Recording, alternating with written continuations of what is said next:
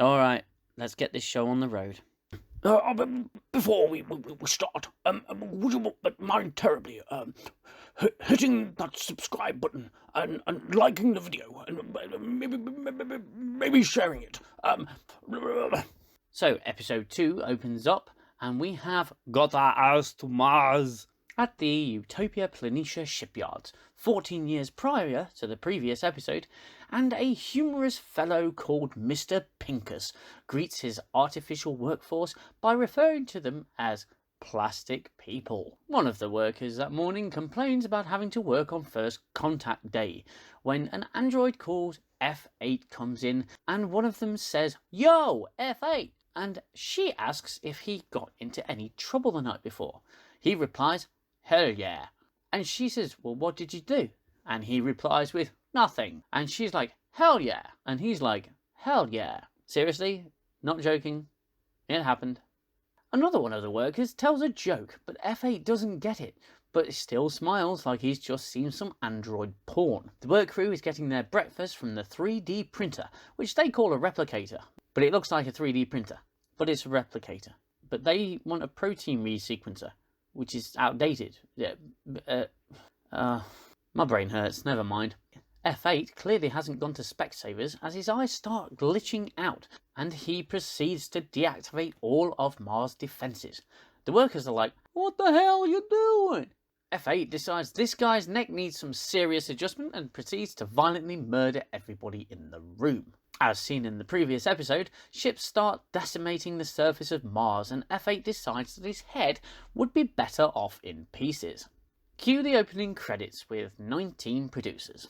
Post-credits, we return to Picard's vineyard, where we find him and his motley crew of 2, and they're trying to figure out what happened to Daj. The footage doesn't seem to show Daj at all. We then learn from Romulan Irish lady that the only people capable of cleaning up a situation like this is the mysterious Romulan boogeyman organisation called the Zhat Vash, because not even the Tal Shiar would have the audacity to operate clandestinely on Earth. The Zhat Vash is an organisation that's more secretive than the Romulan Tal Shiar. They're practically a myth, and they're very, very naughty people. Their core mission is to keep a secret so profound it would break a person's mind. And at the heart of the Zhat Vash was a deep loathing for artificial life. Did you ever notice a lack of AI or artificial life in the Romulan culture?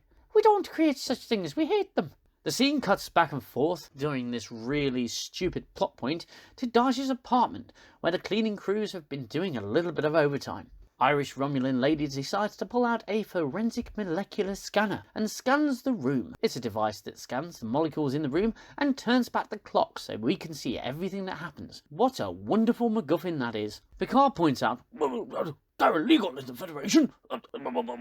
Why are they illegal? Nobody knows. So realising that whoever cleaned the apartment also cleaned or had overwritten the particle history of what happened in the room, like it was some sort of fucking hard drive. The Irish lady refers to them as cheeky fuckers. 2 of the worst Sherlock Holmes impersonators deduced that Daj had been talking to her sister. They both look shocked when they realise that she's not on Earth. Really? Why is that so shocking? It's a show called Startrek. There are thousands of other worlds. Why is it so shocking? It's not like the show is set in the year 2000, where we haven't even set foot on another fucking world. Ugh. Anyway, cut away to the Borg cube, and I wasn't lying when I said that Soji was frothing at her gash, as we find out she got herself some Swindon Romulan ass.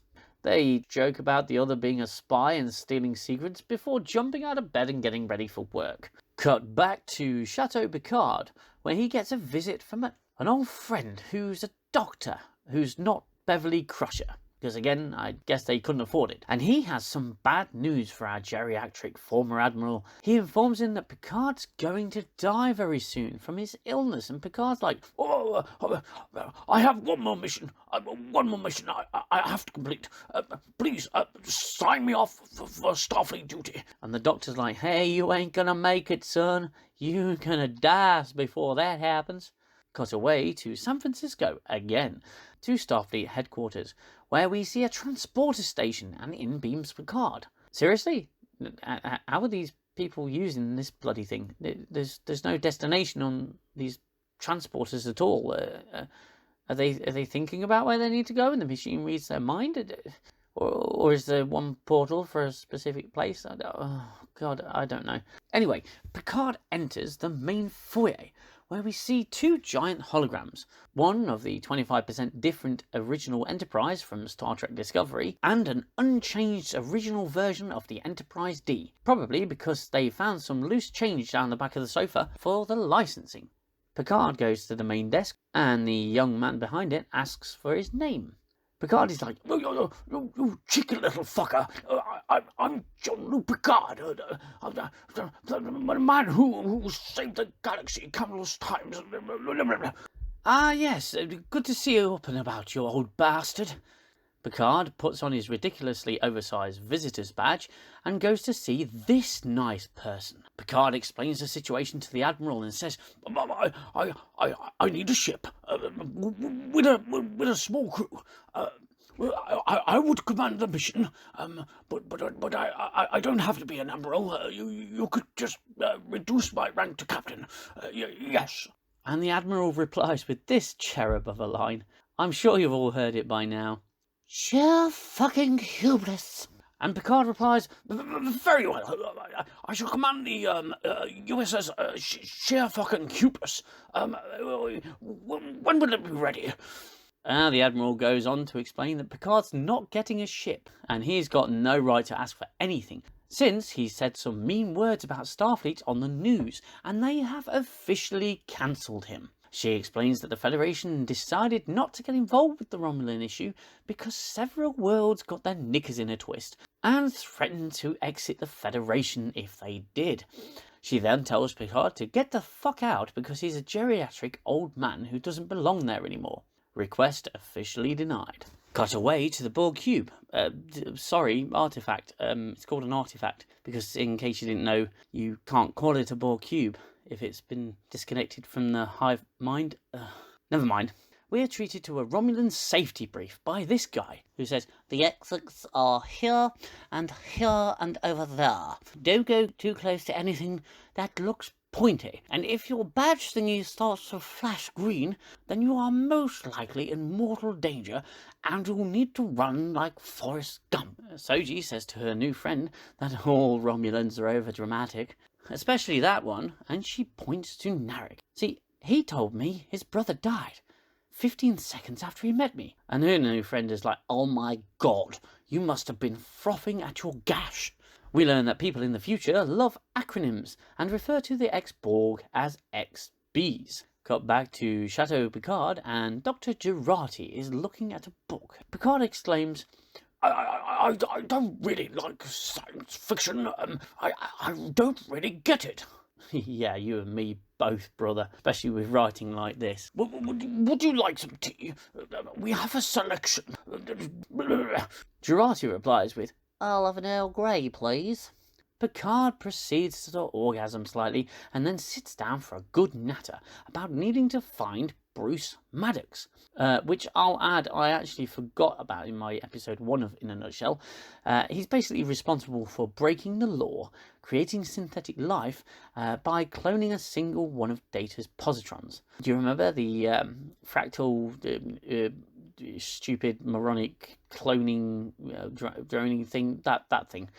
She reveals that Dodge's life is a complete fabrication, and she basically didn't exist before a few months prior. Cut away, and we meet the XBs being disassembled and having their body parts vacuum packed. Vacuum packed? Did we just technologically devolve or something?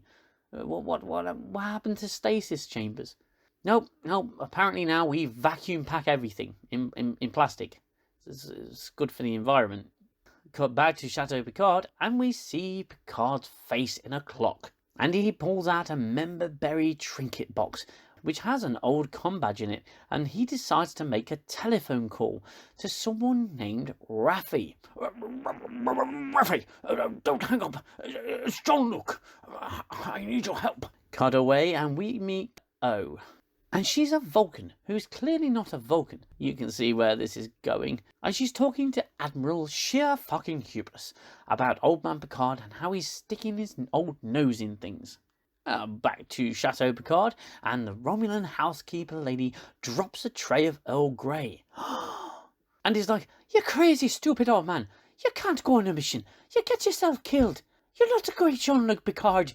You're a feeble old man now." The Romulan manservant agrees with Picard, and she's like, "Fine, take him with you. You can both go and fucking die together." And she storms off. Manservant suggests that Picard gets in touch with Riker, LaForge, or Worf, but Picard is like, No. They will put themselves in danger for me without question. I can't have that. Even though I served with them, we all owe each other our lives. They would do it out of loyalty, without question. And the writers of this show don't want people to like me too much. They want them to pity me. Besides, they've already spent the episode budget on the Enterprise D hologram we saw earlier. The manservant says, "Well, then you need to go with someone who doesn't like you." And Picard is like, I've already made the call. Back to Commodore O, and she decides to call in this absolute black hole of charisma. It would appear that Starfleet at the top is apparently all female. Say, is this a ship of the Valkyries? Or have you human women finally done away with your men altogether? And Commodore O says that Nosy Picard must be taken care of because he's onto something and we can't have no man interfering. And she orders the black hole to go and take fucking care of it. Got away to Vasquez Rocks, where the most annoying character in the entire fucking show lives, and in lands Picard in a space taxi. Taxi has taxi written on the side of it. He says, I need your help, Raffi. And she's like, "Get the hell out of here, you stupid old white man." And he's like, "Oh, all right, but there are secret, covert Romulan operatives on Earth." Raffi, the clear alcoholic, sees that Picard is holding some wine, some of the fine wine from his vineyard, and she decides to hear him out. The charismaless black hole is talking to, surprise, surprise, Swindon Narek, who's talking about Soji, and how he just needs a little bit more time to work on her. "I just need some more time to work on her with the plan, that I made up and you approved. You said this was the plan. I'm just talking to her. Nothing nefarious going on here. Don't look at the bed and how messy it is. I had some bad dreams and I tossed and turned. That's it. That's all I did. Honest. I'm not shagging the robot. No way. Well, it turns out that the charisma black hole is Narek's sister. Keep that in mind for future videos. And that's it. That's where episode 2 of Star Trek Picard Season 1 ends. And I shall hopefully see you, in the next video. Yes. I hope you enjoyed that video, and if you did, then consider hitting that subscribe button and giving the video a like. Until next time, I'll see you soon.